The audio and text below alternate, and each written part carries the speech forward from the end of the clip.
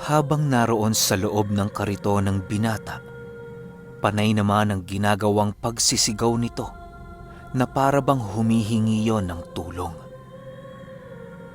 "Ginoong Dario, mauuna na ho kami." Wika ng kuraret. Kasabay ng pagwika nito ay ang pagbigay nito ng galang kay Lola Astring. Matapos ang mga pangyayaring yon, dahan-dahan na din yung naglakad patungo sa kinaroroonan ng ukang kanyang nilikha. Ang mga magulang naman noon ng binata, tanging pagnangis na lamang ang nagawa habang patuloy na tinititigan ang paglayo ng kaibigan ng gabunan. Nang hindi na maatim ng ama ang pagtangay sa kanyang anak, ay dali-dali naman itong nilapitan ang kuraret upang ito ay pakiusapan. Sa paglapit nito sa kinaroroonan ng kuraret, ay halos mapasubasub na ang ulo nito sa lupa para lamang madama ng nilalang ang sinseridad ng mga katagang kanyang binibitawan. "Pakiusap, bigyan niyo pa ho ng pagkakataon ng aking anak.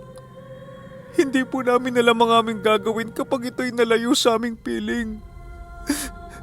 Kaawaan niyo na lang ho sana ang aking asawa na halos mamamatay-matay na sa kakaiyak." Wika ng kanilang padre de pamilya. Nang marinig ito ng kuraret, ay bigla naman itong napatigil sa kanyang paglalakad habang dahan-dahang tumititig sa lalaki. Nang magkatinginan silang dalawa, ay halos hindi mapigilan ng aswang na yon na manginig ang katawan dahil sa labis na pagkatakot. "Kung may dapat kang hinga ng tawad, ay huwag ako. Bagkus ang babay lang pinagtangka ang patayin ng anak mo. Alam ko namang hindi niya ito magagawang saktan.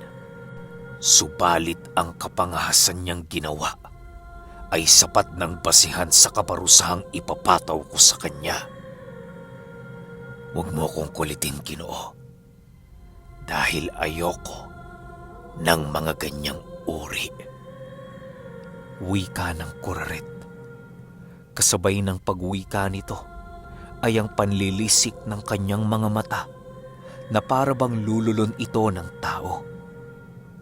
Di na nakapagsalita ang aswang na yon sa kadahilan ng ramdam na niya ang labis na pagkairita ng kuraret. Matapos itong gawin ng kaibigan ni Dario, ay muli naman itong inumpisahan ang kanyang paglalakad. Halos wala nang nagawa noon ng lalaki kung hindi ang umiyak habang dahan-dahang napapahiga sa lupa. Sa pagpasok ng kuraret sa loob ng uka ng lupa, ay agaran din itong naglaho sa lugar na yon. Kasabay ng paglaho nito, ay ang agaran namang paglapit sa kanila ni Dario habang nagwiwika ng, "Sinabihan ko na kayo, ngunit hindi niyo nagawang pakinggan ang aking mga hinaing. Hindi ninyo ako masisisi sa aking desisyon, sapagkat masyadong sutil ang inyong anak." Wika dito ni Dario. "Kung masama ang loob ninyo sa akin, maaari na kayong umalis sa baryong ito. Huwag niyo nang pag-isipang gumanti dahil hindi niyo magugustuhan ang maaari kong gawin sa mga taong naghahangad ng aking pagkawasak. Payapa kayong pumasok dito, kaya inaasahan ko din na payapa kayong aalis sa lugar na ito." Dagdag pa ni Dario.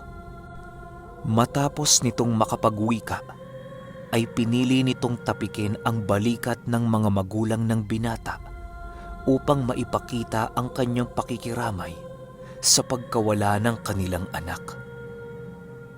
Ilang minuto pa ang lumipas, dali-dali rin namang bumalik si Dario sa kinaroroonan ni Lola Astring.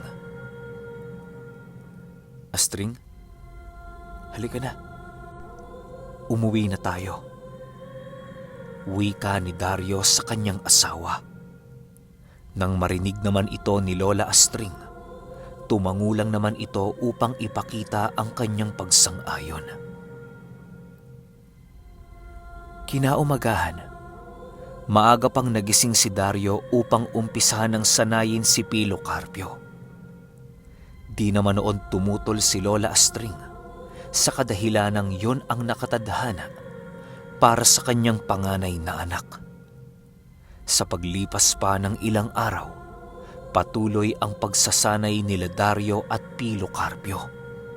Si Lola Astring naman noon ay abalang-abala sa panggagamot ng mga pasyenteng bumibisita sa kanila. Halos hindi na nila noon namalayan ang bilis ng paglaki ng kanilang mga supling. Nakakatulong na noon si Pilo Carpio sa kanilang mga gawaing bahay kapag nagkataong wala silang pagsasanay. Ang pinagsasanayan noong lugar nila Pilo Carpio ay ang isang yungib na matatagpuan sa kabundukang tinitirhan ng Kuraret.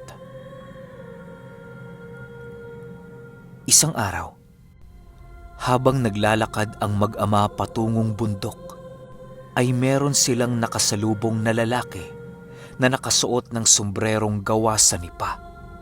Meron itong daladalang panakot sa taniman, kung kaya't agaran din naman nilang nalaman na isa itong magsasaka. "Magandang hapon ho, Manong," bungad na wika ni Dario sa lalaki.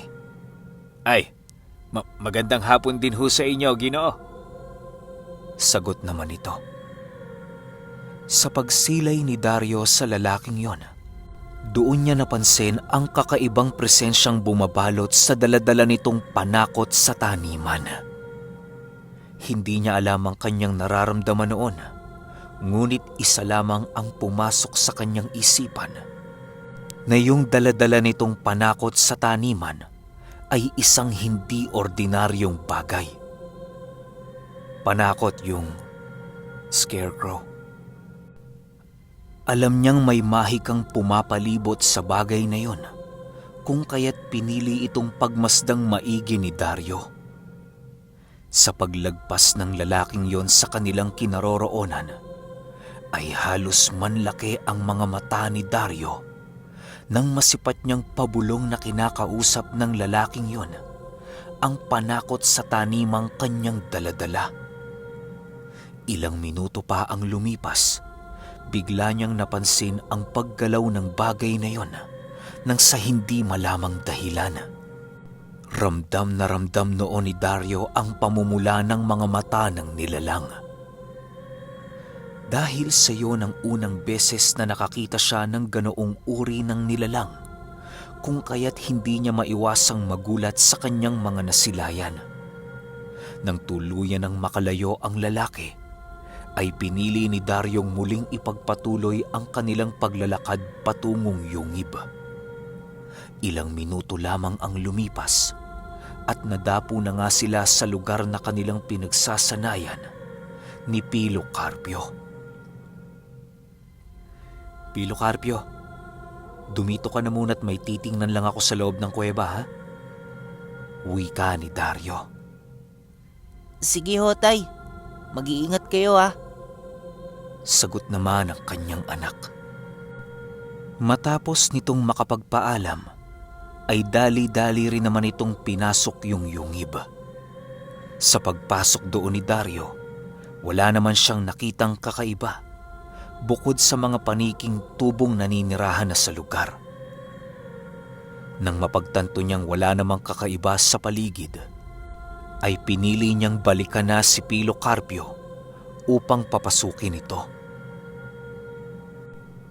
Sa ilang araw na nila noong sunod-sunod na pagsasanay, ay marami nang natututunan ang anak ni Dario.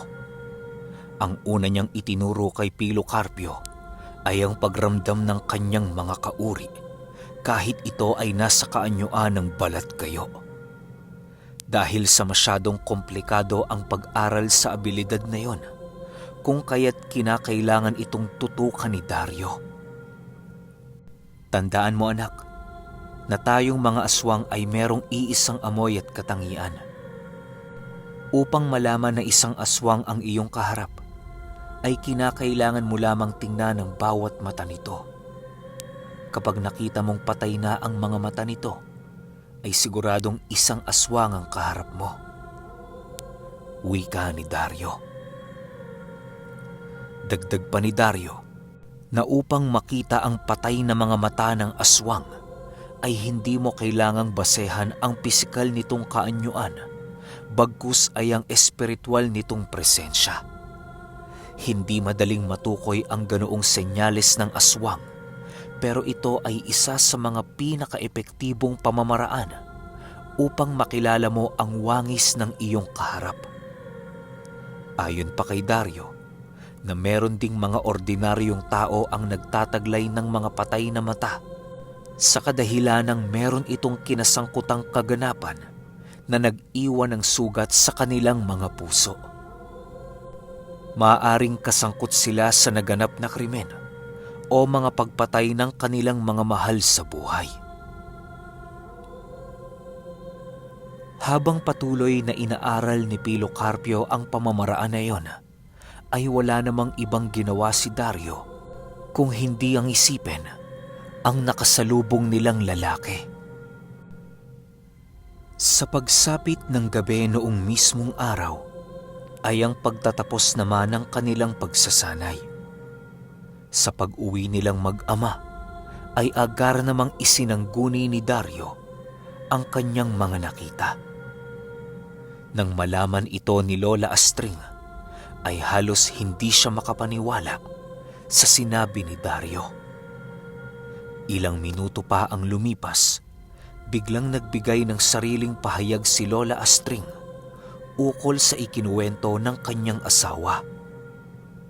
Ayon kay Lola Astring, na maaaring dyablo ng palayan ang kanyang nakasalubong noon. Ang karaniwang kinakain ng demonyong yon ay ang mga anino ng taong nagagawi sa lugar na kanyang pinaghaharian. Kung totoo nga ang sinabi mo, Dario, nalalagay sa panganib ang mga magsasakang ating kababaryo. Hayaan mo, ilalahad ko ang iyong mga sinabi sa pangkat ni Eseng, nang sa gayoy makagawa na sila ng hakbang upang masalag ang anumang gagawing pag-atake ng demonyo. Wika ni Lola Astring. Nang marinig ito ni Dario, ay pinili na lamang niyang sumang-ayon sa sinabi ng kanyang asawa. Dagdag pa noon ni Lola Astring na wala pang nakakasilay sa totoong kaanyuan ng demonyong yon, sa kadahilanang halos lahat ng nakakakita sa kanyang totoong anyo ay hindi na sinisikatan ng araw. Ilang araw pa ang lumipas at doon na nga nagkaroon ng balita sila Lola Astring ukol sa kinaroroonan ng demonyo. Ayon sa pangkat ni Eseng, na meron silang nakitang isang palayan na kung saan may mga kakaibang panakot sa taniman ang nakatirik. Alam nilang hindi ordinaryo ang mga bagay na yon, kung kaya't hindi na nila ito ninais pang puntahan. Sa pinakadulong parte ng palayan ay meron silang nasilayang isang mumunting kubo na tinitirhan ng isang lalaki. Nang malaman ito ni Lola Astring, ay alam niyang yun na ang demonyong kanilang hinahanap. Sa pagpapatuloy noon ng kanilang pag-uusap, ay pinili ng pangkat na muling ipagpatuloy ang pagmamasid sa buong paligid. Isang gabi, napagpasyahan nila Lola Astring na ang pangkat na muna ni Dario ang magmamatsyag sa lugar na pinagpupugaran ng demonyo. Sila ang naatasan noon sa kadahilanang meron silang kakayahang makasilay ng mga bagay sa napakadilim na paligid. Dario, ayos lang ba sa'yo na ang pangkat mo na muna ang magmamatsyag? Tanong ni Lola Astring. O Astring, wala naman yung problema. O sige, Maiwan ko na muna kayo at nang maayos ko na ang aking grupo. Sagot naman ni Dario. Kasabay ng pag-uwika nito ay ang agara namang pag-alis ni Dario sa kanilang tahanan. Ang naiwan noon sa kanilang lugar ay si Lola Astring at ang iilang kaanib sa samahang itinatag ng batang manggagamot. Nang marating na ni Dario ang tahanan ng kanyang mga kasama, ay dali-dali naman siyang gumawa ng isang pagpupulong. Lahat ay kanyang ipinatawag, nang sa gayoy lahat ay makakaalam ng kanilang gagawin. Sa pagpupulong na ginawa ni Dario, ay inasahan na niyang merong tututol. Gawa ng demonyo na naman ang kanilang makakalaban noong mismong oras na yon. Ngunit kahit ano pang pagtutol ang gawin ng mga ito, ay nananatiling matatag si Dario sa kanyang desisyon.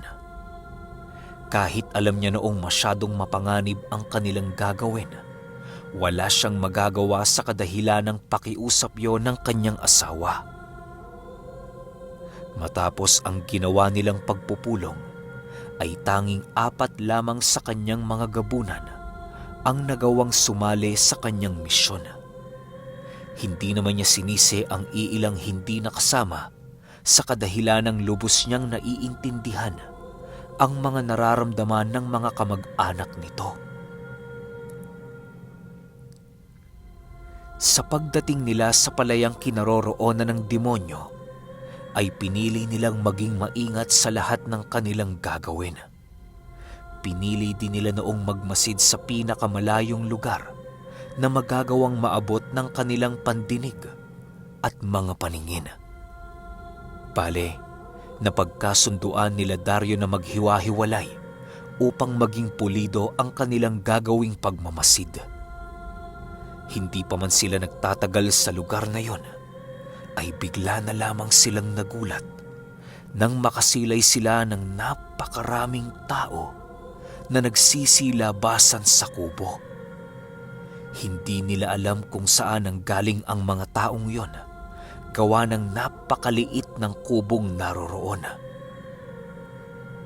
Matapos magsilabasan ng mga ito, ay dali-dali rin itong tumungo sa palayan na para bang meron itong aanihin.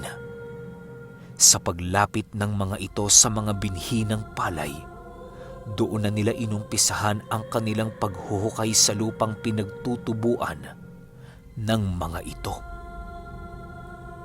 Dahil sa mga nakita noon ni Dario, kung kaya't naging palaisipan para sa kanya ang mga pinaggagawa ng mga misteryosong tao. Ilang minuto pa ang lumipas, bigla na lamang nanlaki ang kanyang mga mata nang makita niyang ang hinuhukay pala ng mga taong yon ay ang mga laman lupang nagpapayabong ng mga binhi ng palay. Isa-isa nila itong isinisilid sa bawat sisidlan nilang dala habang patuloy na umiiyak ang mga laman lupang kanilang dinadakip. Sa pagpapatuloy ng pagmasid ni Dario sa paligid, ay halos hindi na niya magawa pang mabilang ang mga laman lupang nadadakip ng mga nilalang. Nang magawa na nilang punuin ang kanilang sisidlan, dali-dali naman pumasok ang mga ito sa kubo nilang pinanggalingan. Kasabay ng pagpasok ng mga taong yon, ay ang pag-umpisa namang gumalaw ng mga nakatayong panakot sa taniman.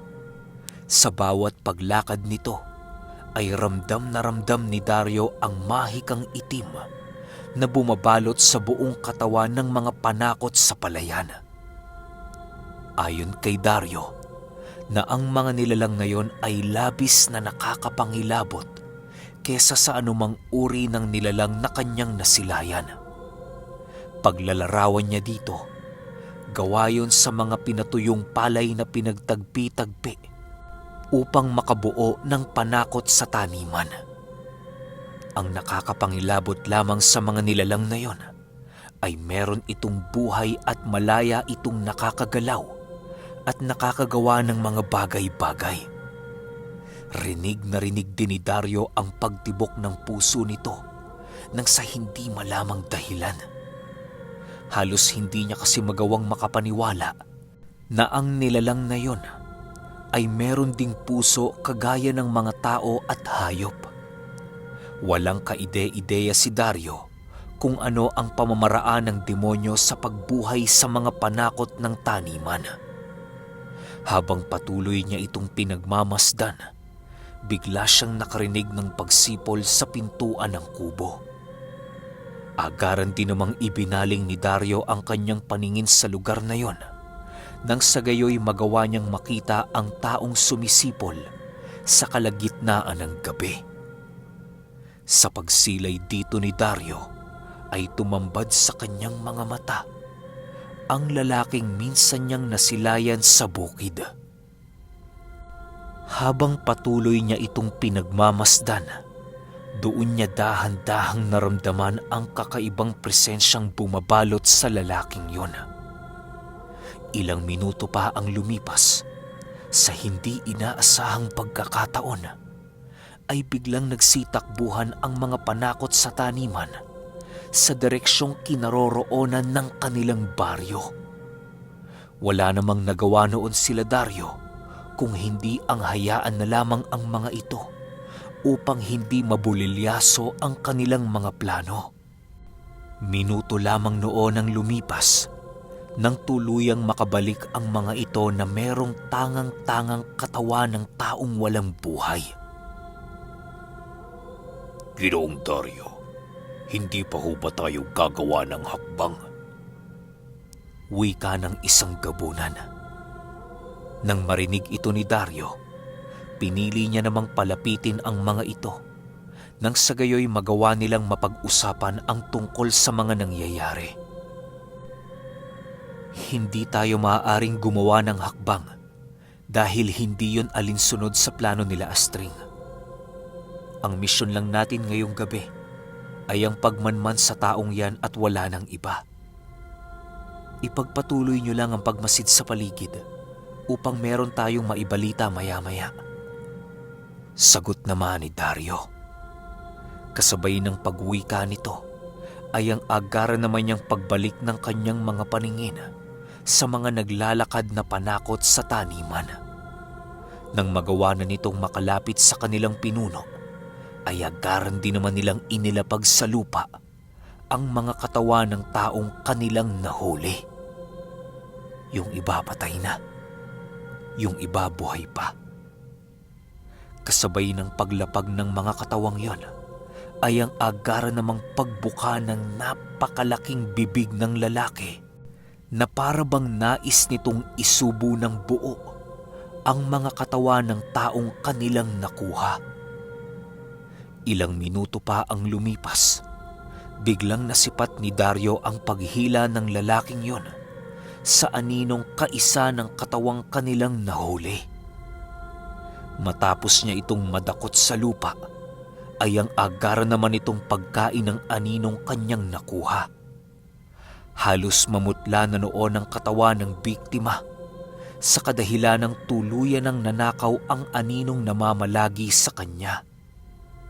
Alam ni Daryong mapanganib sa tao ang mawala ng anino, gawa ng hindi na siya magagawang makapaglakad sa araw habang siya ay nabubuhay pa.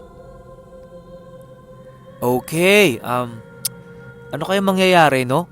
Hanggang dito pa lang kasi yung nasisend sa akin eh. Pero habang wala pa, upload muna tayo ng ibang kwento ah. Pasensya na kayo at salamat. Comment naman kayo ng bilisan mo na para naman mag-send siya kaagad. Yun lang. Salamat.